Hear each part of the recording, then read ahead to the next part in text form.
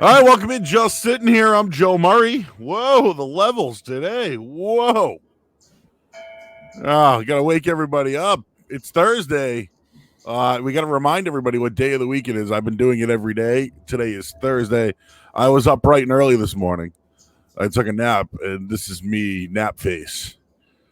I'm nap face right now because it's hard. I'm sure everybody with kids out there knows what that's all about. But anyways, we got Adam Kaufman coming up in just a minute here. We'll catch up with him, see what's happening. I get some stuff to fire at him today, so that should be good. And I tried Instacart for the first time yesterday, and I will tell you about that experience. I'm sure some people might like Instacart. I had the first time, the first impression. I'll share that with you coming up in just a little bit. So, again, you can chat in. There's a little comment section. You can do it on Facebook or on Twitter. Just get right on in. So anything you guys want to talk about today, you can join us here on the show. So I'll bring in today's guest. Many people know him. His name is Adam Kaufman. He is from multiple places. Multiple places in the world. A man who has many jobs, right? I mean, how many jobs do you have? I keep busy, man. I just look, trying to survive one day at a time. I'm over at WBZ, sports director over there. I'm at DraftKings. Whoa, did you hear that title right there? I'm sorry. Look, is that a humble? Is that a humble brag? Is that a humble brag?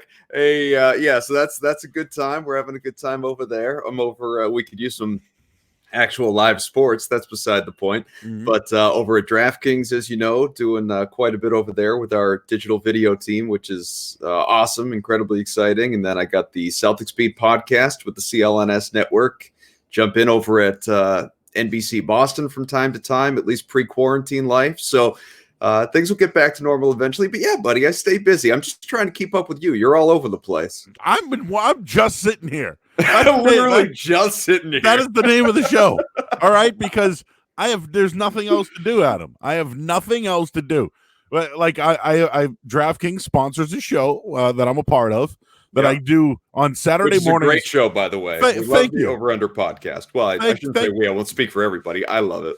Thank you. And I get to do that once a week, and then I wake up early to do 15 minutes with Toucher and Rich, and we don't really talk about anything that's gambling until about a minute to go in the segment. I'm sure I'm sure they make it really worthwhile for you to get who do you like this? Who do you like in UFC this weekend? And I'm like, well, Francis and Ngannou. All right, we got to go. I'm like, hey, all right, I woke up for this. So that's And as long as you get Rich and Fred still flashing that cash for you, then you're doing a good job. That's right. So I have nap face right now. Okay. You look well groomed.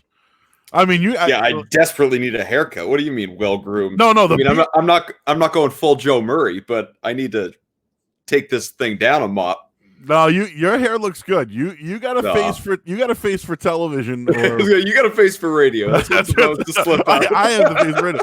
But you kind of look like, and I'm a wrestling fan, and you might want to post this out to your audience someday. Yeah.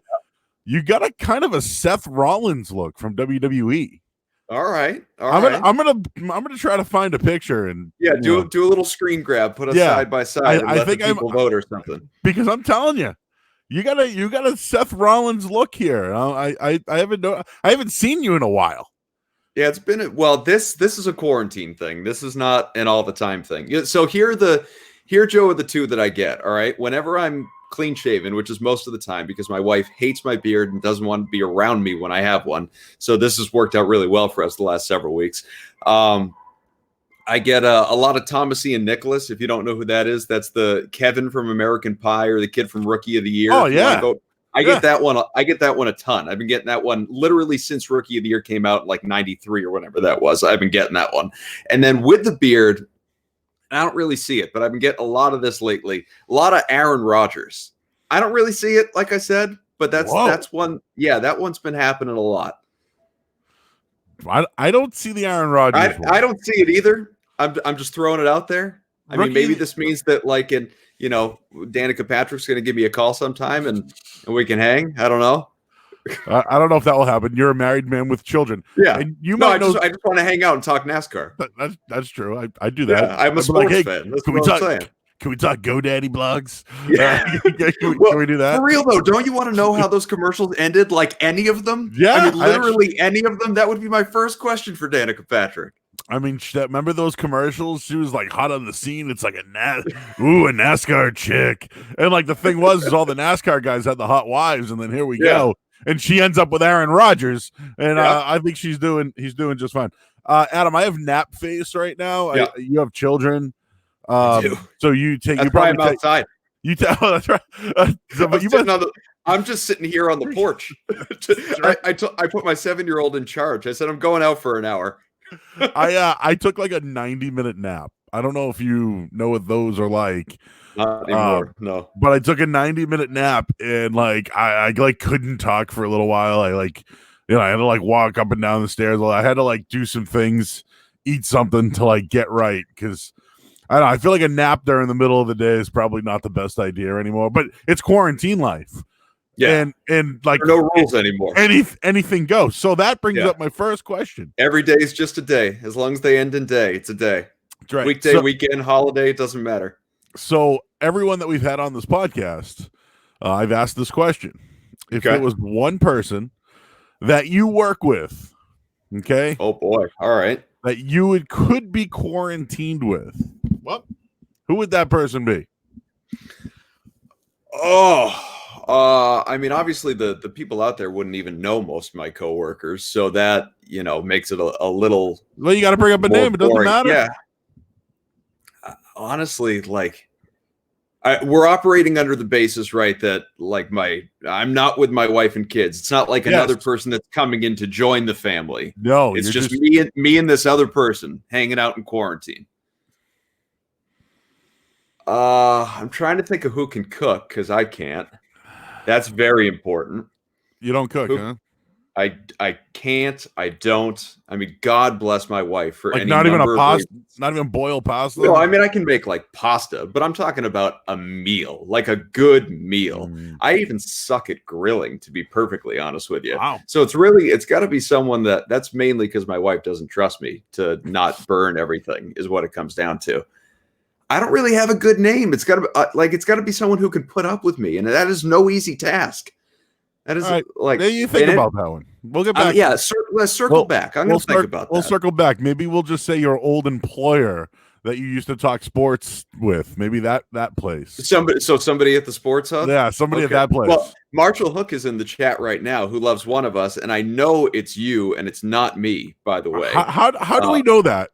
Because he texted me specifically the other day, not even knowing that I was doing this, to tell me he did not love me. Wow. So I think, well, that wasn't really the message. It was, we were talking about his project that he has going on and maybe hopping on with him sometime. I don't know if you guys cross promote and whatnot. We have, yes, the weekend. But excuse me, I suspect because I'm here with you first and I have not lined something up with him yet, he's probably upset with me. Well, you know what I mean? All right, we're wasting time, and that's fine. But we're catching up. It's story time. Yeah, we're hanging out. Kaufman's a hard man to get a hold of. Like, I had you last week. You're like, I did do it. There's so much going on. Blah, blah. And then I'm like, all right, well, you know, Thursdays work best for me. Okay, how about Thursday at noon? And so I was like, today, I was like, I don't know. Like, and I texted you last night. I'm like, hey, this could be a no-show again. You know, and everyone. I didn't no-show you last time. I rescheduled. There's a difference. I did not no-show you. Do you know that everyone asked me what happened to Kaufman? Like, anybody I know was like, hey, where was Kaufman last week? He was supposed to come on. Oh, because you promoted it? Oh, yeah. I had a nice billboard and everything. Everybody goes, did Kaufman flake on you? Everybody was like, I kind of did. But you know, the people cared, though. They cared about you. But it wasn't because, well, thank you. I appreciate that.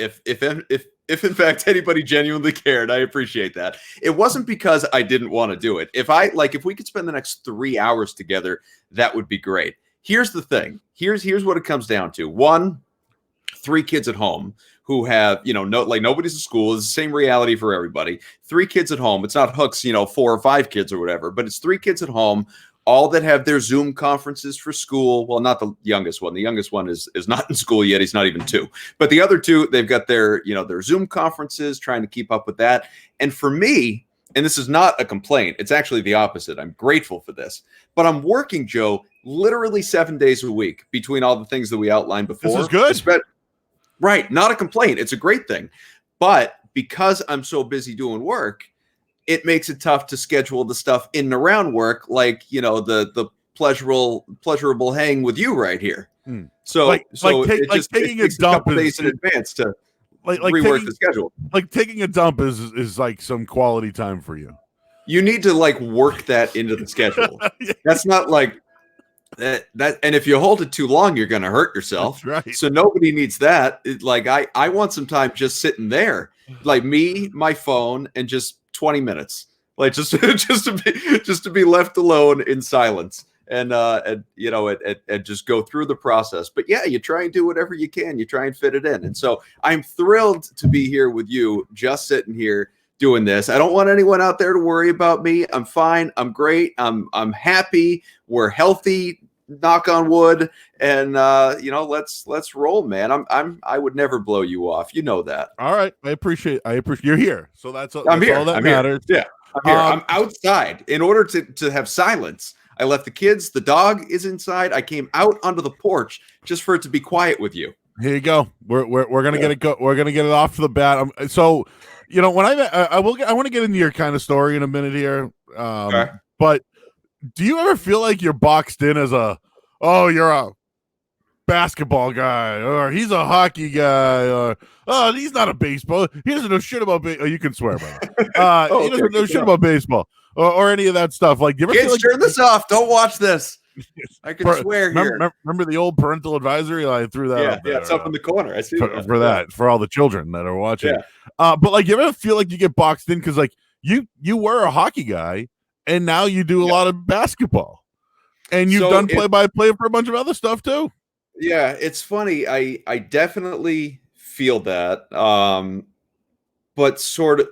I do and I don't. Here's what I mean. I feel it, but I feel it from certain audiences. And because I feel it from certain audiences, I don't feel it overall, if that makes sense. Like I spent, to your point, and I've got my career is kind of a long, winding, weird road story to get to where I am now. But the very brief summation is I spent the first decade of my career out of school more or less exclusively working in hockey, doing play-by-play and in front offices and doing everything that you do in minor league hockey, especially. And I was in college hockey ranks at BC, but I was for a handful of years, I was with the Providence Bruins, of course, the AHL team, the feeder team to Boston. So I was part of that organization. And you're, like VP of PR, and you're doing marketing, you're doing community relations, and you're doing graphic design and everything, like whatever you can think of, you're doing. And anyone who's worked in minor league sports know that. I know you had Ryan Johnston on recently. I'm sure he spoke to that because he was in minor league sports, especially minor league hockey, for a while. So the first decade of my career, I was in hockey. And so when I then went, kind of my first exploration from hockey to where I really branched out was when I went to the Sports Hub in 2011. And I was still doing hockey at the time, but that was when people started to kind of see me on more of a mainstream level in Boston. And then I did national stuff after that and so on. But, then it was, well, he's just a hockey guy. Who cares what he says about anything else? And then I was able to kind of, craft this Celtics following largely because of social media. And then at the Hub, I hosted the Celtics at 7 show. Baby. Yeah, the Saturday morning show. And I did a lot of like pre-post half across the Celtics radio network because, of course, the Celtics had their rights. And so, then based on the way I was tweeting and if I was ever reporting on X, Y, and Z with regard to player movement, it became he's a basketball guy. And so like I'd fill in for Johnston and host the hockey show on a Saturday. And this guy doesn't know dick about hockey. What is he talking about? Well, it's like, well, wait a minute. I just spent a decade working at hockey. I know a couple things about it. I could talk about hockey, but people sort of forget. And all of a sudden you're a basketball guy. And then like my time at DraftKings, there's a certain segment of people that just view me as a fantasy guy. And I'm not a basketball guy. I'm not a hockey guy. I'm strictly fantasy sports. And maybe it's more of an influence on football. And so I think I'm kind of viewed, and other people just look at me like I'm a jerk. So I think I'm viewed as, depending on the pocket of people that are looking at me, I am that kind of guy. Or as you've probably run into, I'm sure, just on Twitter, you weigh in on anything, movies, pop culture, you'll get the occasional stick to sports stuff. So then you're just a sports guy and you can't have opinions about anything else. So I think we all experience that. You know what I mean? Yeah. And just quickly, you went to Syracuse. I did. Are you proud of it? Or do of course you feel I'm proud of it. What does that mean? No, because are you proud you went to the prestigious SI Newhouse School of Public Communication? It's a stigma. I'm Come proud on, of it. It's a stigma. You know that there are people like me. Oh, sorry. You know that there are people out there who are like these Syracuse pricks, right? Am I right or wrong? I would say that because there are so many established, and I'm not even talking about me, I just like in general, nationally, there are so many established Syracuse people working in the media, be it on camera or behind the scenes or writers or any walk of the business. There are so many successful people that have come out of Newhouse that people from other communication schools are kind of sick of it. And look at Syracuse people with, like you said, a stigma. People like Hook, who went to BU. We talked about Hook before. People look at Syracuse like, another freaking Syracuse guy. Guy. How many Syracuse people need to work here? Everywhere's got a Syracuse guy, or especially play-by-play guys. Like there's, Bob Costas. There's Sean McDonough. There's Mike Tirico. There's Eagle, right? There's Ian Eagle. There's a zillion of them, and so as a result of that. Like it's that Syracuse mafias. People say like we're all Orange Mafia. We're all over the place. And no, I mean, for me, it's a privilege. It's an honor to have gone there and to be part of it. And I don't know what the hell I'd be doing if I didn't go there. Even if I was still in communications, maybe I wouldn't be doing exactly the same thing. So because, I mean, you build a network of contacts and that's been beneficial to me in my career. So no, I'm proud of it. But yeah, I get the people being tired of Syracuse thing. I get that. You should get the tattoo. You should get the big S. You should the orange. Just get it right on there, man.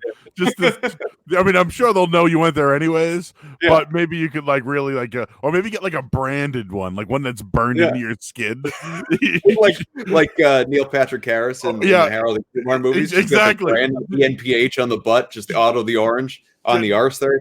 I think that would be very good for you. So I think people know you're at the Sports Hub. You laughed the whole. Yeah. There was a transition there. Any regrets? Because like there was a split, an ownership change, and all this bullshit, and so you ended up getting the morning. Yeah. Explain. Get into all of that. All right. So for anyone that doesn't know, and I've never really talked about this, not because it's private, just because it's like, I don't know what's the right forum for it. You're not going to go off on this like 15-part thread on Twitter or something like that about something that people don't really care about. But I mean, so at what was it? It was 2 years ago, 3 years ago. I think it was 2017 that the merger happened where, of course, at the time, WBZ AM, so WBZ News Radio, my full-time employer, the Sports Hub, which is WBZ FM, and then CBS Sports Radio Network, which is, the national 24/7 sports network where, a lot of our people have been. Yeah, DA and, our dude Pharrell and, any number of people,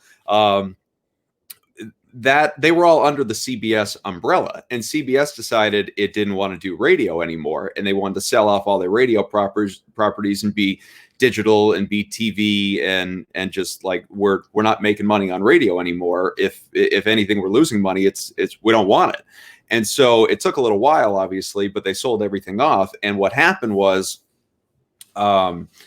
Beasley, of course, as you know, acquired the Sports Hub.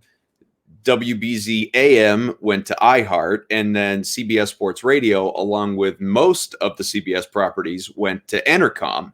And so there were three different places that I was working for, three different outlets, three different stations. I was not the same paycheck. The paycheck would vary depending on how much work I did in a given pay period, but they were all CBS. So I'd be getting paid by the same employer working for these three different stations. every 2 weeks. And it was great because you could work with them, you could schedule around things. The bosses at the respective places all knew each other. Like, you could figure it out. It was really smooth. Like, all right, Saturday night I'm hosting a national talk show, and then on Sunday I'm doing a local talk show in Boston, and Monday through Friday I've got my update shift at BZ, and so on and so forth. But so the merger happens, everywhere goes in a different direction, and all of a sudden, and I knew it was coming, after 6-7 years, I'm no longer on the Sports Hub anymore.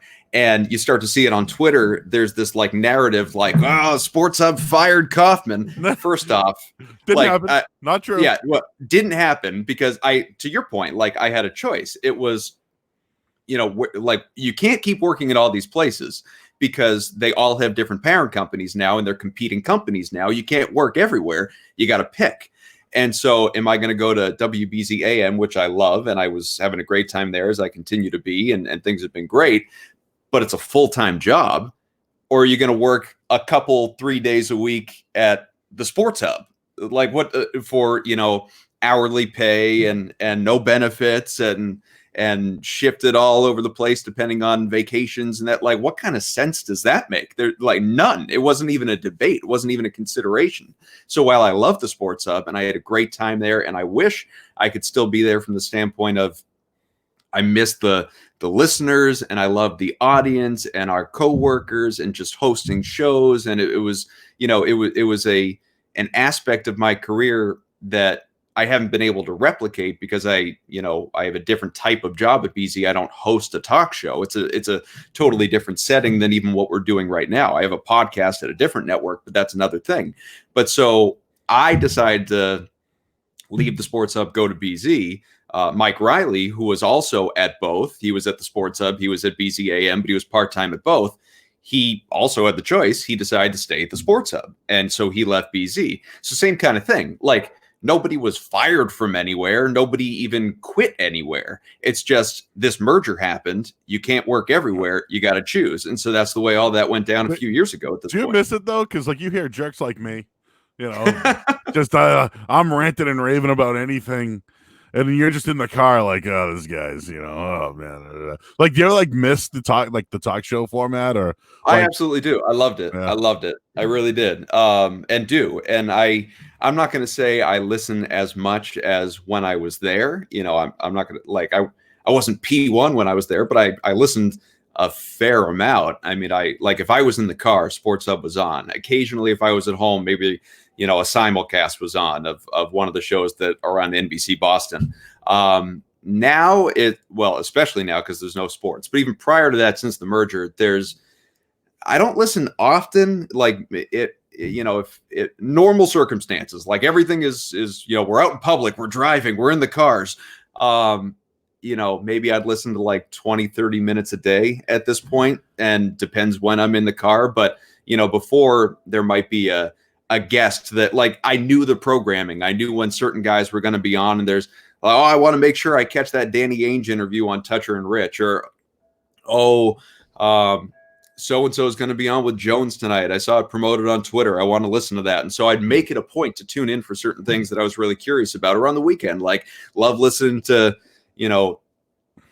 you doing a show with Flynn, or, McCone's hosting with Hardy, or like I'm not leaving anybody out intentionally, like anybody. Like, I love all you guys. And so it was, in that sense, I really miss it. In other ways, like, do I miss getting up at 5 a.m. on a Saturday morning to host a show from 7 to 9? Like, no, I don't miss that. But I miss the talk show format a lot, and I miss the listeners. Like, I'm one of those people. I know some of the shows, I'm rambling here, but some of the shows, like, they wouldn't go anywhere near the text line, right? Yeah. Like, we used to talk about that all the time. Whereas like weekday people didn't need it. They had plenty of stuff to fill their shows and callers. Like, lines are always loaded. Weekend people lived by it and needed it to fill time because you don't have lines. You wrote back to them. You wrote back to them. Sometimes not like Gresh when you're sitting there pounding the keyboard, angrily. But I would write back occasionally, or during my shifts, just if people didn't want to call in, like, yeah, I'll respond. I mean, never as an a-hole, but I'd respond just like, hey, this is yeah. So it was I miss interacting with the people. I tweeted out today that you were coming on, and we old listeners, Crow in the Shed, wanted to give a shout out to his Nana. Like it's what up, Nana Crow? I love that. from HP. Yeah, my Nana's an HP too right now. Yeah, so why don't we just give everybody shout outs, right? Yeah. But yeah, no, it's just funny. People do remember you from the Sports Hub, even though you're working. Well, it hasn't been that long. Shoot, I hope so. DraftKings, great product. Great sponsor. Oh my God. Awesome. Download the DraftKings app now, and you can enter code whatever to get whatever. But so you do a bunch of stuff there. We don't have to really get into it, but what's this Mike Francesa thing?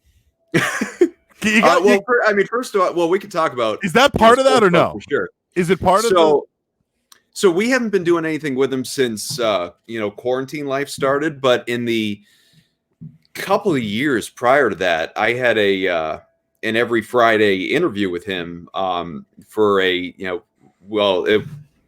trying to think of the best way to put it. Basically, I would catch up with him every Friday for about a half hour, and we would talk well beyond that outside of the recording. Also, I've gotten to know him really well, and obviously, as we know, he's a pioneer in this industry and just such an icon. And it almost bugs me now that I know him on a personal level. It bugs me that he kind of gets all the vitriol that he gets from either listeners or whoever that I don't know. I can't even think of a good example. Social media, the various people that have comments. The various people that have attacked him over the years because, he is the nicest guy in the world. Like, he is your grandfather. Like, he could not be a nicer guy. I love the man like a relative, and I thoroughly enjoyed doing those chats every week. To the point where we would do this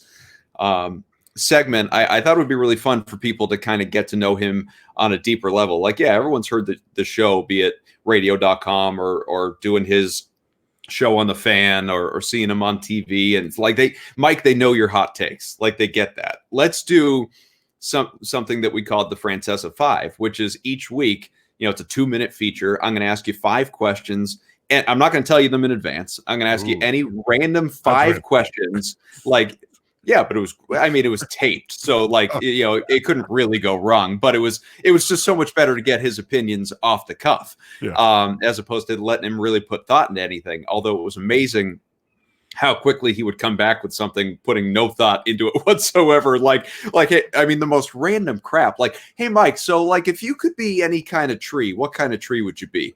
Oak. Yeah. How'd you come up with that so fast? Why oak? Strong. It's firm. It's so, and that's not the best example, but that's what we would do. Every week we do these Francesa 5 segments, and so 5 questions about anything. What was your favorite birthday present as a kid? What's your favorite toy growing up? What's your I don't know, a zillion things that, again, are better examples than I have now. And we'd solicit questions from people on Twitter or his fan base and just have a time with it. And it became really popular. It was really well viewed, and hopefully we'll be able to, at some point in time, continue that. But he, just couldn't be a nicer guy, and loved what he was doing with us at DK and just part of a lot of the cool stuff that we put out there. All right, so I liked Uncut Gems. He was in Uncut Gems. Yeah. Where I'm going with the Francesa stuff is, after the Jordan documentary, which I want to get your opinion on, obviously Michael Jordan gambled, okay? And Francesa comes out and he's like, I went to, Atlantic City and I would see Michael Jordan, and then it's like, oh, Charles Barkley, we would gamble. Who didn't Mike Francesa gamble with at this point, right? The guy gambled with everybody. He's in the damn movie, right? So it makes me laugh because I don't know. I gamble a lot.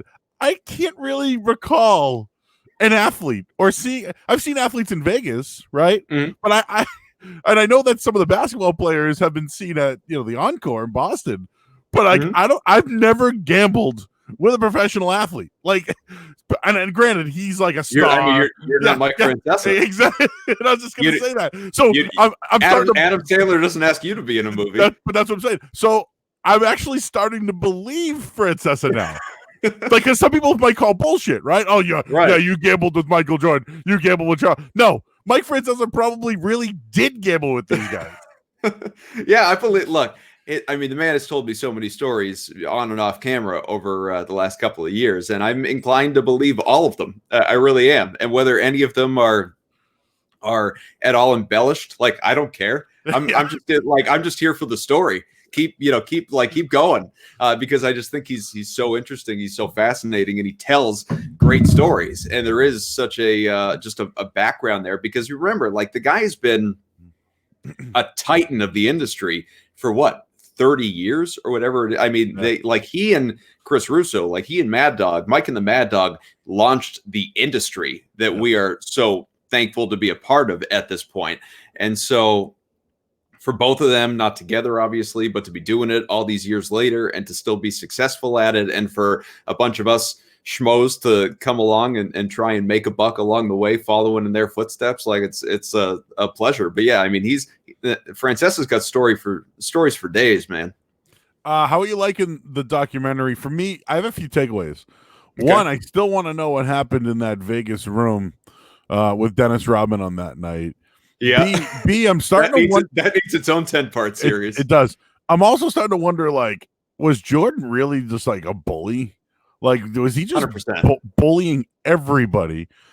And then, I don't know, I feel like John Paxson's not getting enough attention for hitting some big shots, like basketball-wise. Like, dude won, like, some big series with some big shots. Yeah, and they featured that, I think, in the latest episode, was Jordan deferring to Paxson on one of those, huge shots to win one of the 6 championships. But it's interesting. I mean, the Rodman thing, obviously, we'd all love to hear about, especially like how, I mean, let's see more Carmen Electra in this documentary. She's still looking good. I mean, incredible at 40, or I mean, older than that, right? 50. How old is she? I don't even know. But I want to hear more about her just following Dennis around Vegas, talking about all that. I mean, think about, and everyone has said this. This is not a new thing. But imagine if, obviously, social media existed in that day and age, where Rodman was just like, I need 48 hours off in Vegas, and Michael Jordan, as for all the legend that is Michael Jordan. Imagine, and he was as, outside of, obviously, like, gambling, cigars, drinking, whatever, from like, extramarital stuff, I'm sure. He was as, they explored the stuff early in his career when they like the cocaine room in the hotel and stuff, and he didn't want any part of that. Like, he was very buttoned up throughout a good chunk of his career.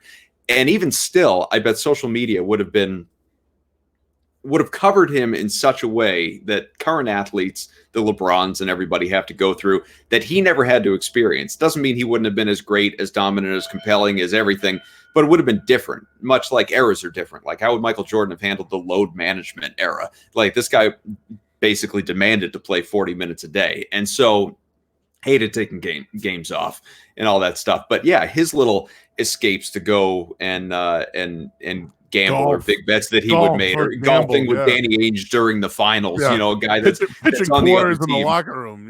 Right. I mean, so much interesting stuff. But yeah, as far as him being a bully, absolutely. Like he said before the series, a lot of people are going to watch this and they're going to view me in a different light. I don't view him in a different light because I've always thought he was a bully. Like, I mean, do you remember? And for anyone that doesn't remember, whether that's you or anyone listening, go back and watch it when we're done here. Watch Michael Jordan's Hall of Fame speech when he was inducted into the Naismith Hall, however many years ago this was at this point, a decade ago or whatever. I mean, he was, talk about as egotistical, as self-serving a Hall of Fame speech as I've ever heard any athlete make in any sport. Like the guy that, remember the whole big thing with Jordan is he didn't make the varsity team as a freshman, and he was cut, so he was on JV. The guy that beat him out for that spot, he brought to his Hall of Fame speech just so he could point him out in the crowd and say, look where I am and look where you are in life. Like Michael Jordan is like, he is all of that and more. And I don't know, maybe, and we're starting to see the inside, a more inside look at his life than we ever have before. So maybe some of that is very justified, and maybe some of that fame turns you into that person. But he has always just had that boulder-sized chip on his shoulder his entire life, and even being the greatest, which I consider him, somehow that has gotten bigger over time. It's really interesting. He's got everybody in his pocket too, and that's, Yeah. I think he's still trying to get the young kids now and get their money too, as the owner of the Hornets. Imagine Kyrie Irving. I've been thinking about this. I don't want to imagine Kyrie Irving doing anything. No, just hear me out. Hear me out.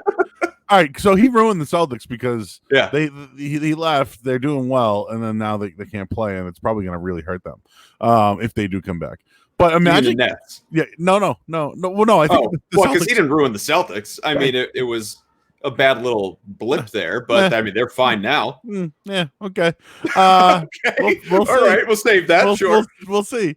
But imagine. I just mean they're better off without Kyrie Irving than they were with him. Do you disagree with that? I agree. They're better off without him than with him. Yes. Okay. I agree. Good. But imagine Kyrie going up to Danny Ainge or imagine Brad Stevens say, "Hey man, I want to go to Vegas for a couple of days." And during last season, I mean, they let him play in the damn All-Star game. Yeah, I mean, they let Kemba play in the All-Star game. And Ainge is like one of these guys where like, let the star players do whatever they want, right? Like, to a certain degree, you need to cater to the stars. That's just where we're at in sports, especially the NBA. So I know you're like, you're around the team and you cover the team, and like I like them. I like what they can do, and I'm hoping the season can continue. But like the more I look at it, dude, like these Sixers healthy are going to be better. If I don't think the Nets Durant Kyrie thing is going to happen, because it's like, you know, last year, because last year that's what hurt Kevin Durant. But if the league does come back, and your thoughts on the league coming back, but this was a growing year for the Celtics, but I feel like this little pandemic, the fact that Jason Tatum said he hasn't touched a basketball, like, well, he's got a hoop at his house now. It's okay. Oh yeah. He only had to say it, right? And someone had to bring it. But I like the team, and I know Gordon Hayward's probably going to come back, but I just look at the other teams, and I just I don't know, man. I don't know if this is the group, but I hated the Jaylen Brown extension. Now I don't. How? Yeah. How did you even hate it at the time? Now I don't. At the time, I did not like it. Oh my god, it made all the sense in the world at the time. And I get it, but are they going to do the same with Tatum now? No. Tatum's going to get the extension, but whereas Brown took a slightly team-friendly deal compared to what he would have made going to the market off the year that he just had this coming off season, whenever that is. Again, we don't know where things stand with the pandemic. Maybe the season resumes, maybe it doesn't. Tatum is going to get maxed out. Tatum's getting a max deal from the Celtics. And, you know, whether that is for 4 years or for 5 years, you know, remains to be seen. But there's no discount there. The Celtics know what they have in Tatum. Tatum knows what he is and what he can make. And, you know, I don't think a lot of these young guys, and true of Brown as well, I don't think these guys there's no loyalty. I want to be a Celtic forever. I think it's, you know, if I could be a Celtic forever, that would be great, but I'm going to get mine along the way. Jason Tatum is not thinking about, I just want to be in Boston playing for Brad, playing for Danny, playing for Wick. And so I'm going to take what you offer me, and who cares if I leave millions out there? He's going to get maxed. The Celtics are going to do that. They'll pay into the luxury tax, and they should. That's there's no criticism there. That's great. I mean, you got a budding superstar here, a guy that was having a far more impressive year than I ever anticipated him to have. I mean, I thought that he would obviously have a better year than he did as an NBA sophomore. I thought he'd flirt with 20 points a game. I thought being an all-star was in consideration, but for him to go out and score, you know, all these 30 plus games and average 30 over the period of a month and a half, and to be averaging 24, 25 a game while you still have Brown, who's having a career year, and Kemba right there taking a little bit of a backseat, but still getting better in 20 a game. Hayward, when he's healthy, doing well. All these contributors, I mean, putting together a really kind of a big four, which almost feels disrespectful to say to Marcus Smart, who's really the heart and soul of the team. But for all those guys statistically to do what they're doing, I wouldn't have anticipated, you know, absent Irving and Horford and even Morris, like some of those guys that moved on, they have been a ton of fun to watch. The problem, as you know, is they were so hampered by injuries over the course of a chunk of the year that in that sense, maybe this rest or respite or whatever stoppage, whatever you want to call it, does help them if they come back. But to your point about the Sixers, because that would be the playoff matchup in all likelihood, they also have gotten healthy. Yeah. Embiid was out and was supposed to be out for a while. Simmons, same thing. Now those guys are going to be ready to go. So, I mean, my feeling going into the year, and it's sort of evolved over time, but I'm with everybody healthy, I'm inclined to circle right back to it. My feeling was the Celtics are probably a second round team, and then they get out. But there are people that think, hey, why couldn't look at the way they played? Look at what their talent is. Look at the Sixers. Look at the Bucks. Why couldn't they be in the East Finals? Why couldn't, if everything broke right, they go to the NBA Finals and take on the Lakers or the Clippers? So I don't think those things are out of the question. I just don't think they're likely. Next year, and remember this, their bench was really bad before the season got ended. Okay, the season had to stop. That bench was bad. Like Brad Wanamaker was shooting threes in a big game. Like next year, if they don't make a trade at the deadline, I don't understand. The last trade they've made at the deadline was Isaiah Thomas. Yeah, like the last acquisition, meaningful one anyway. Yeah, acquisition that they've made. So no, going forward. No, you can't. If there's guys out there, you got to go get them. And I know it's easy to say who, right? Or who did you want? There could have been somebody out there. The fact that you stayed with the same team again when you made the playoffs, and maybe he feels like you do, a second round out, right? Maybe that's really the mindset for him. But I don't think they can go another year with a bench that's suspect, because they try, and you know what? Sometimes the bench play is great. But for me, it's rare though. Yeah, it's rare. They need to improve on the bench, and I don't know if that's someone going to the bench or but we'll see what happens. And I do want to move on because yesterday, and I want to show you this graph, the NHL. Okay, by the way, you have the long. You got graphics, dude. Yeah, you have the longest name, so I can only put your Twitter on this banner. Okay. I couldn't put your whatever. People know how to find me. That's okay. So how would you like to see the 2019-20 season play out in the NHL? This is from The Athletic yesterday. And this is 63% said they wanted some regular season and playoffs. Sure. 24% said this go straight to the playoffs. And 12.3% said just cancel the whole thing. Mm-hmm. So I love playoff hockey. Yeah, it's the best. But I just don't know if there's any money in it. Like the NBA, there's money to be had. Now, I know there's no fans in the stands, but the TV rights, there's money to be had. There's the broadcast agreement with NBC for the NHL. That's significant. But does that help all? Does that help all the teams? There's money to lose.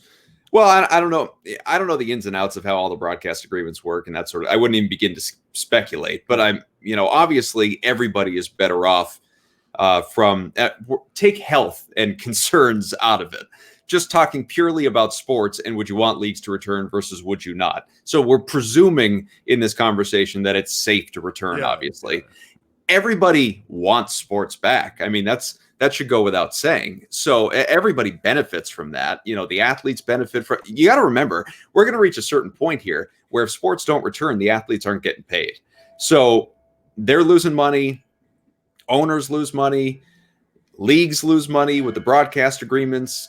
Fans, I guess, their pockets are maybe even aside from people obviously that have tragically lost jobs in this situation or been furloughed. Fans are recouping money or making money from the standpoint of they're spending less to go to games and all of that, or maybe some fans couldn't afford to or chose not to begin with, so they were just watching on TV.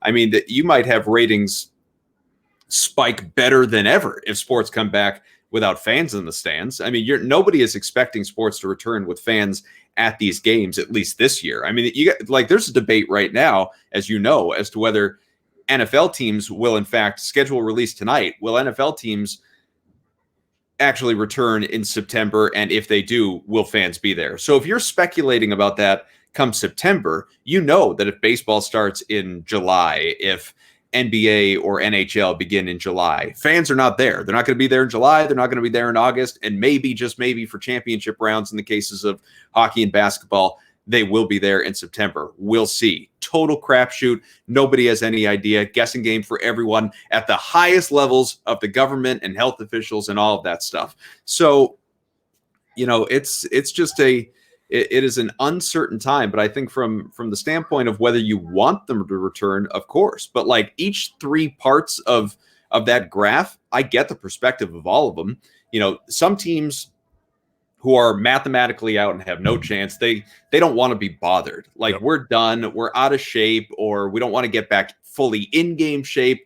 Screw it, on to the focusing on the next year. You guys either cancel the whole thing because it's not safe, or it may not be safe, or we just don't want to bother. Cancel the whole thing, or you guys that are still in it, go ahead and start right ahead with the playoffs because it doesn't concern us. Other people that are on the cusp, that are in the hunt, that are at, 9-10 seeds in hockey and basketball, they want their chance to compete to get into the playoffs. So they want some portion of the regular season, or even teams that know they're going to the playoffs want some portion of the regular season just to ramp up, just to kind of get themselves back where they need to be. Like you talked about playoff hockey, there is no greater gap in sports in terms of level of play from regular season hockey to Stanley Cup playoff hockey. So those guys need that extra ramp up time, just as basketball players do and everybody else. So I get the perspectives across the board. But I want sports back, absolutely. I do too. The whole buzz right in Boston right now is golf courses, right? Like, yeah. Oh, what is that golf course? Like, get over it. Like, just stay inside. And I know that other, the only state without golf or whatever. But like, and maybe this is coming from a guy who hasn't been at a golf course in a while. Okay, and I don't know about you. I don't know if you just you have no time to golf. I'm sure. Yeah, I'm a mini golfer, Joe. Expert putter. That's right. Mick Golf in Dedham. That was my spot. We can do a little driving range. Yeah. We could like bet on who hits the ball the furthest. That could be cool. There's nothing better than going mini golfing with your buddies and having money on each hole. It's the best. To ask best. Ask Michael Jordan. Yeah, he knows. But except my $5 is his 10 grand. His 57 grand is your $5. Sorry, he made a lot of money. Remember that. But the buzz is like, golf course, like enough, enough people. The governor had to actually stop what he's doing, and he had to announce that there were deaths, and then what? Oh yeah, we're gonna open golf courses. You losers! You stupid drivers and sandwich people. You really made our governor do this? That's how I feel today. Yeah, well, hey, the weather's nicer. People want to get out and they want to be able to do something. And if there's ever a sport where you can be socially distant, obviously it is golf. But yeah, the frustrating thing for me, and I am no expert in really any field, but certainly not this field. It boggles the mind how we can't, never mind as a state or as a region, just as a country, kind of all get on the same page. Like in Massachusetts, obviously, the other day you saw all those people protesting at the State House, basically saying COVID-19 is not a real thing and open up the state and everybody go back to work. I don't know why the government, I don't mean the Massachusetts government, I mean Trump, the country. I don't know why we can't all get on the same page in the sense of, I'm just guessing. Again, not my field, but I'm guessing. Wouldn't we all be better off if at some point along the way, and maybe it's not the time now, maybe it was a month and a half ago, but if some point along the way, we just sort of shut down the whole country everywhere, as opposed to state by state government jurisdictions, just shut it all down everywhere for 2-3 weeks, attempt to, as they say, flatten the curve, see what the numbers look like at that point, and then kind of revisit. And I realize the economy is significant and a lot of people have lost money in the market, and obviously people have lost jobs, which is significant. And, I'm not making light of any of that. I'm just trying to think of what is the speediest way to kind of get back to reality as we knew it before, which could take a year. Who knows? It could be, who knows how long before we have a vaccine for this thing. People keep talking about things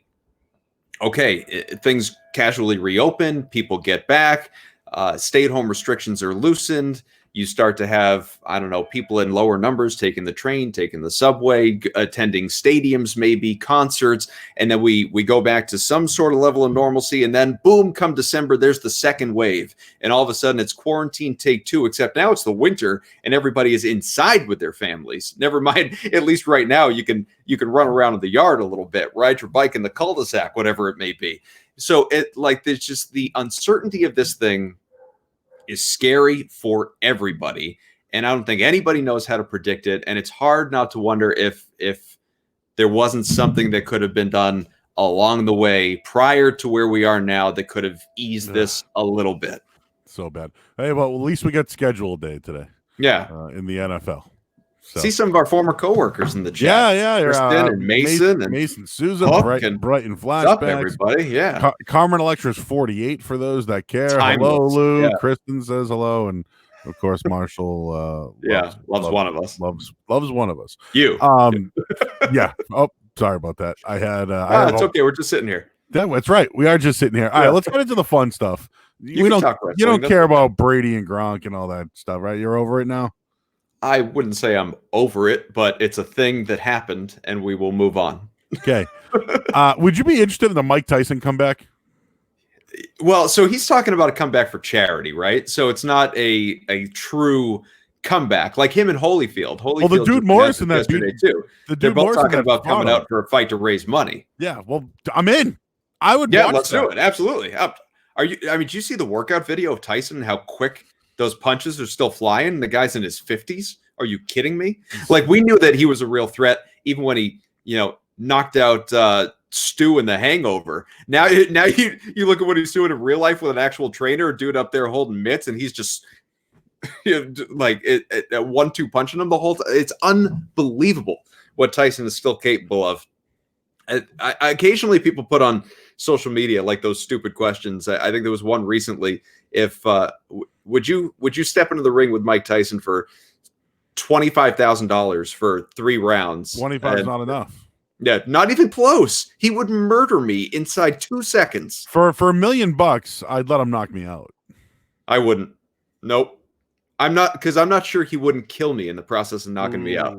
Yeah, but the money could go to your kids. I don't know. I'd like to live. $1 million's not enough for your kids. You get a life insurance policy for your kids. You don't get in the ring with Mike Tyson. That's true. All right, here we go, Adam. You can only pick 3, okay? Okay.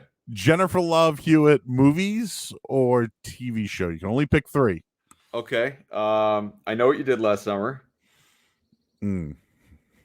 Heartbreakers. And obviously Can't Hardly Wait. Although maybe I have to ditch Heartbreakers and bring in The Client List because she was out of control on The Client List. Can't Hardly Wait is the only mortal lock to this big 3. And you got to have I know what you did last summer. You have to have it. I mean, that with the Scream era, like that's so 3's a tough one. I think I'd land on The Client List. Okay. Yeah. I think that's where I'm at. She made an appearance in Tropic Thunder as well. But she was just like in the crowd for the award show for a second. But is she still married to that kind of dweeby looking guy, by the way? Jennifer Love Hewitt, I would argue, is about the most attainable celebrity actress who's just smoking out of control hot that there is. Like, she's one that as a regular dude, you actually feel like, you know what? I might have had a chance with Jennifer Love Hewitt just because it seemed like her standards were relatively low. Everybody in that movie in high school thought they did too, though. Well, that's a great point. Yeah. She's married to Brian Hollisay, whoever that guy is. Who's that guy? That's my point. That's not Ava Mendes married to Ryan Gosling. He is an American actor known for his role as Will Davis in Privileged and The Client List. See? TV bringing people together. You can only pick 3 Jean-Claude Van Damme movies. You gonna ask me to pick my favorite son? You only pick 3, dude. You have 3 kids. Pick your favorite.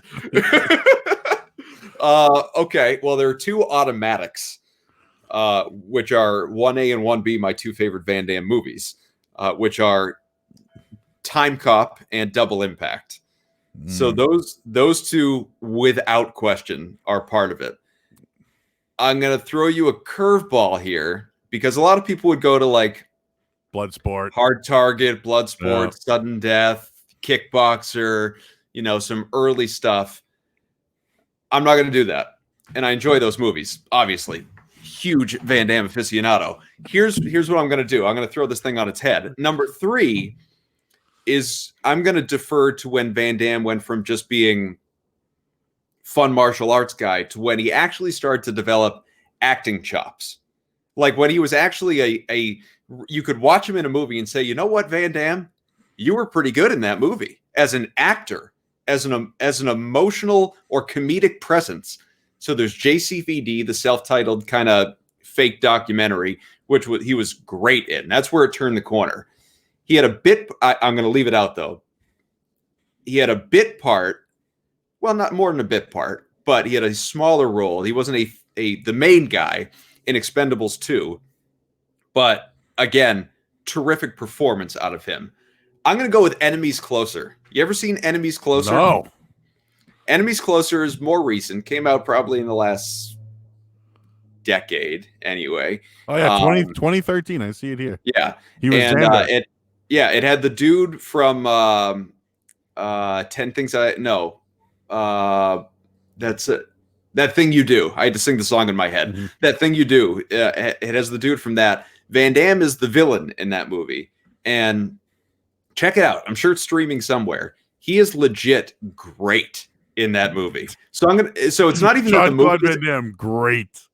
It's not even that the movie is excellent, although it's enjoyable. He is just so good that I'm going to put it on the list to give him credit as an actor. So there we go. But Double Impact and Time Cop, automatic. All right, Adam. This is how we wrap up the show. We do 2 segments. Okay. Mari's musings. Yeah. Your thoughts on the Murder Hornets. I don't even. So I saw someone. I don't know what they are. I heard someone talking about this the other day. I have no idea what the Murder. They're hornets that have come to America from Japan and murder people. They sting you and it's like venomous, and they like kill bees. Like so it's just like West Nile virus, but like way worse. Dude, they like get into a beehive and they kill all the bees, and then they're not even coming after humans. They're killing bees. Yeah, but they do go after humans too. Oh, well, what's the? They're trying to take over the hive. They're trying to take over the hive so they can breed more murder hornets. Well, I'm anti. Google it. I'm out, as you would say. I'm out on the murder hornets. Then I don't want those around. When you're bored, when you actually have downtime, Google. I'd love to hear it. Murder hornets. UFOs were literally proven by the government in the last week or so. Do you believe it? And are you like a UFO person? Like, when someone, like, do you watch the movies? Are you into that kind of stuff? Sure. I don't. Well, I love sci-fi movies and stuff like that, but I think you mean like documentaries, like real kind of people who believe that they were picked up by a UFO and had the anal probe and all that stuff. I don't know that I guess I've never really thought about whether I'm a believer in UFOs themselves. I guess I would defer to not being, but I absolutely believe in there being extraterrestrial life. You know, I do believe there's life on other planets. I'm just not sure I'm all the way in on that life traveling to our planet. Okay.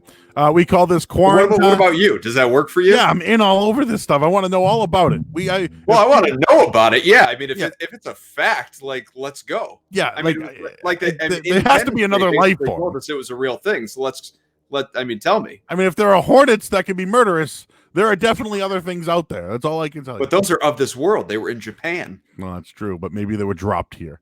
I don't know. You never know. We call this quarantine. Things that you've been doing during quarantine. What shows are you currently watching, Adam? Well, I binged right through Ozark, which I don't know if you watched that one, but that was excellent. It was you right? You liked it? Okay, yeah. Yeah. Do you not? Not an Ozark guy? Gave it a minute, and I was out at the very beginning. So you didn't even. I got to get back into it. Yeah, watch it, man. Its popularity is not hype. It's an awesome show. So go ahead and watch Ozark. I love Ozark. I watched Better Call Saul wrapped up, obviously, for the season. But Lalo was like my favorite character. Oh my, what a villain! Oh God, that's an all-time TV villain right there. So burned right through that. Trying to think. I watch a lot of bad TV. Like I watch. Full well knowing it, like stuff that I watch a lot of shows that you can just kind of have on in the background that you don't really have to pay attention to. That it's just sort of there, and maybe you'll laugh occasionally, but sometimes you wonder how they're still on TV. Like Last Man Standing, that Tim Allen show, which is basically Home Improvement but with daughters. Heard that's funny. Yeah, it's not bad. Like it's fine. It's not it's not gonna nobody's going to go out and say I have to own the complete series on DVD when it comes out, probably, but it's something. You know what I do? I'm going around here, obviously, but when I find the time, I want to rewatch Community now that that's on Netflix. I love Community. And we've been watching, again, I've got 3 kids, all boys, all 7 and younger. So we've been watching a lot of sports movies. Unfortunately, it limits which ones they can watch because at a certain point, like they're not going to watch Major League. You know what I mean? Like there are language concerns, but we've been watching a lot of Rookie of the Year, Sandlot, Little Big League, Cool Runnings. They watched The Game Plan with The Rock recently. We watched The Big Green. Any of those like mid-90s sports movies for kids that you can think of, we have watched in my house. So we've been watching a lot of sports movies. And then in my time, just to continue that theme at night, occasionally after they've gone to bed, I watched He Got Game. I watched Happy Gilmore again. I watched Blue Chips again. I don't know. There are a couple others, but it's been in the absence of real live sports. We've been watching sports movies to transport ourselves back a little bit. All right, we're at our cutoff, so I'll ask my final question. Go for it. What will you remember most about quarantine? I mean, the family time is obviously great. We're never gonna have anything like it again. You know, where you're effectively trapped at home. Like a big outing for me right now is when I go to the dump to take the trash of the recycling. Like, you know, like I haven't gotten gas in a month and a half. Like it's a weird time. And so, you know, normally, like if life were normal right now, it's mid-May. So my kids would have soccer multiple times a week. They'd have swimming. They'd have flag football. School would still be going on. We'd be getting ready for my son's pre-K graduation. You know, my older son be getting ready to do whatever end of the year projects for first grade. I would still be working, you know, 15 hours a day or whatever it is. And I mean, I'm still doing that, but at home, like I'd be doing it elsewhere. And you know, you'd be spending a couple hours a day sitting in traffic. Like life would just be really different as it would be for everybody. Yep. So I think the biggest thing that I'm going to remember is that we're just home. Like it's a lot of quality time. You know, sometimes too much quality time. The kids desperately need people to play with that are not each other at this point. Like they miss their friends. I miss their friends. I miss having some downtime. I will remember this in part as a time that, I know we're going to get going, but like, so my wife works in healthcare, so she's still going to work. Wow. And so a lot of the people at her practice have taken to, because, you know, they're exposed, like they're taking all the precautions they can, but they're exposed, you know, so they're seeing positive patients, obviously. So we're not even sleeping in the same bedroom right now because you're just trying to be smart about it. So you know, so I'll remember this as also a month plus of not like even seeing my wife at all. It's just a weird time, man. Also, here's the other thing that I will remember, and then we'll go. You just circling it back to DraftKings. We are, for anyone that doesn't know, because people miss sports, we are doing live play-by-play simulations of Madden football games, literally 6 games a day, 7 days a week. Who are you doing them with? So I did one with Zolak recently, Scott Zolak, who everybody knows. But there's a rotation of people at the company that are doing them. But I'm doing I'm doing like 15 or 16 games every week. And so I will also remember a time of sitting there on a YouTube stream in a Zoom room where you have an audience of people that are so hungry and passionate about video games, simulated computer on computer football, because they had DFS lineups on the line. So it's hysterical to me. It's awesome. I'll tell you one funny story. I was at a market basket and I played low post in the high school. You know, I was a little banger in the post. Yeah, absolutely. And I see a package of chicken breasts, and I'm like behind the person. So like imagine me like covering Embiid in the post. Okay. I drop stepped in front of them and then boxed them out to get the chicken breast at the market basket. So like it was so funny because I'm sitting there and I'm sitting here and Just sitting there. Yeah. and I'm like, she's gonna grab the chicken breast. I see her. And so my right foot wrapped around her, but my left foot's on the outside. My right leg wraps around like you would see, I don't know, somebody just like boxed them out. I boxed them out, literally, butt into them and grabbed the chicken breast and was out. But I haven't used that move in 20 years, Kaufman. That's awesome. Hey, before we do go, what are how will you remember this? Like, will you remember this just a time that you launched your own podcast and did it literally every single day over Periscope or whatever we're on? Yeah, yes, and found whoever would come on with me. You've had a great collection, man. I mean, I have. I'm not going to say I've seen every show, but I've kept up with kind of the people you've had on and stuff. Yep. Tomorrow we'll have Tucker Silva because he's a golf guy, and he's next week we'll have Big Jim Murray. Sure. So we'll go Murray to Murray. That should be fun.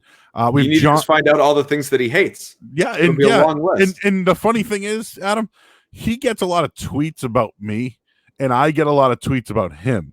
Oh, okay. So it's kind of like both Jay Murray's, Yeah, and it kind of sucks. I'm not gonna, and I actually feel bad for him. Right, because like I might be He's on getting it like tweets about gambling and tweets about food or something. Yeah, literally. So it's interesting. And then we wrap up next week with John Anik from UFC. Nice. So he used to be in these parts. That's right. So so he'll be in it. So we're having fun with it, Kaufman. So that's great, man. We could have done more today. We could have. Oh, hours. But we had. You're a busy man, and I know that you have never too busy for you. I just sometimes need to reschedule. maybe we'll do this again, but we'll do like a show dedicated to like Jean-Claude Van Damme or Jennifer Love Hewitt or Sign me up. like a themed show. Not about let's get to know each other in sports and blah. Yeah. like I want to do a show on the Sopranos ending. Like, how did the Sopranos really end? You know, like everyone probably has their own thought on it, right?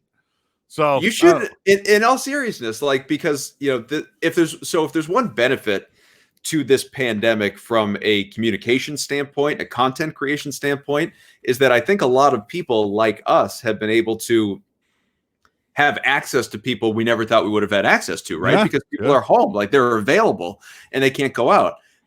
You should look up the I don't know, head writers or producers of The Sopranos. Go find Paulie, one of them, or one of the actors. Sure, like see if you can find one of those guys made famous by that show or on that show or what behind the scenes of that show, and have them come on and do an hour and a half on how The Sopranos ended. I bet that would be fascinating. You're giving me ideas, Kaufman. I'm just trying to help. Real quick, we had sitting here. We had Dan Soder on from the Bonfire, and we did a macho off. With Sean Silver versus Dan Soder. It's in the archives.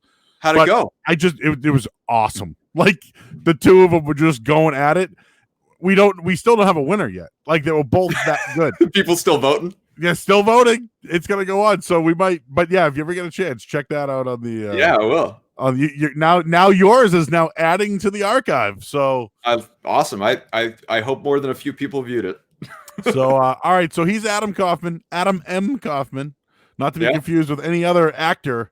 Adam Kaufman. There is an Adam Kaufman actor. Yeah, I know. I googled. I had a huge fan for a period of time in my DMs. Who I'm not kidding. It was months of them like. It was never inappropriate. It was just them saying like good morning every day or like hey handsome or hope you have a great weekend or whatever. For months this went on. Until I never connected the dots. And I finally realized until she mentioned something about a show that he was on, I was like, holy crap. Like she means the actor. Not to be weird, but I think you've got the wrong guy. And she was like, oh my God. Yeah. hey, real quick. That is Seth all right. All right. I just need to slick back my hair like Van Damme and Double Impact. So I see it a little bit here. Okay. Well, isn't he married to one of the commentators? Becky Lynch, the wrestler. Yeah, I interviewed her recently for a DraftKings thing. Actually, she was very nice. There you go. She's the man, the Irish. And Seth Rollins walked by in the background. It was weird. Whoa, whoa! I was interviewing her, and he just walked by, and I was you gotta get a picture. I'll see if I can find one. Yeah, I mean, you should have gotten a picture with both of them. Oh well, that would have been serious flexing. You know, like Van Damme. What's his? Maybe we can get Jean-Claude Van Damme on. Maybe we can get Van Damme on the link. That would be. I've had a lot of cool moments in my career, Joe, as have you. If I were ever able to interview Jean-Claude Van Damme, instantly number one. Like top of the screen, number one. I'd let you handle everything, and I would just chirp. I would just chirp the whole entire time and laugh at you, and it would be awesome. So great. All right, it would just be me. It would be the Chris Farley, Paul McCartney SNL interview. You remember that time? That was awesome. That was awesome, man. That was awesome. Yeah, that'd be me. All right, Adam. We'll find you somewhere on the internet at Adam Kaufman. You can hear him mornings as well. Adam, great catching up, buddy. We'll do this again. Goodbye for 10 minutes, a true Jewish goodbye. So we'll get out of here. We'll do this again, my man. Appreciate it, bud. Look forward to it for sure. All right, he is Adam Kaufman. It was great catching up with him. Of course, he's just sitting there at his house too, doing nothing with multiple kids and multiple jobs. I'm going to save my Instacart story for Murray's Musings. I'll be on tonight on the Adam Jones Show from 6 to 11. So you got to go to 98.5 The Sports Hub at 9:50 tonight to hear that one. I'm getting out of here. I'll be back tomorrow with Tucker Silva. We'll wrap up the week. Of course, you can listen to everything on Spotify, YouTube, and iTunes. I'm Joe Murray, just sitting here. We'll talk to you tomorrow.